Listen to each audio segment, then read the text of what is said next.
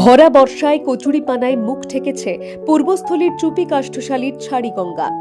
মাছ ধরা তো দূরের কথা, ছাড়িগঙ্গায় নৌকা পর্যন্ত চালানোর উপায় নেই।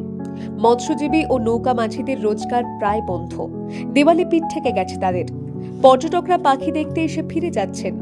কচুরিপানার ঝাঁক সরিয়ে কিভাবে তাদের ছাড়িগঙ্গায় নিয়ে যাবেন মাঝিরা? নভেম্বর থেকে পাখি আসা শুরু হয়, তখন উপচে পড়ে পর্যটকদের ভিড়। এবার শীতের মরশুমে কতটা লক্ষ্মী লাভ হবে সেই চিন্তা গ্রাস করেছে এখন থেকেই। এখন মুখ্যমন্ত্রী মমতা বন্দ্যোপাধ্যায়ের দৃষ্টি আকর্ষণ করতে চাইছেন নৌকার মাঝিরা, যাতে ছাড়িগঙ্গার কচুরিপানা পুরোপুরি সাফাই হয়। পর্যটকদের নৌকায় চাপিয়ে তারা যেন স্বাধীনভাবে ছাড়িগঙ্গায় বিচরণ করতে পারেন।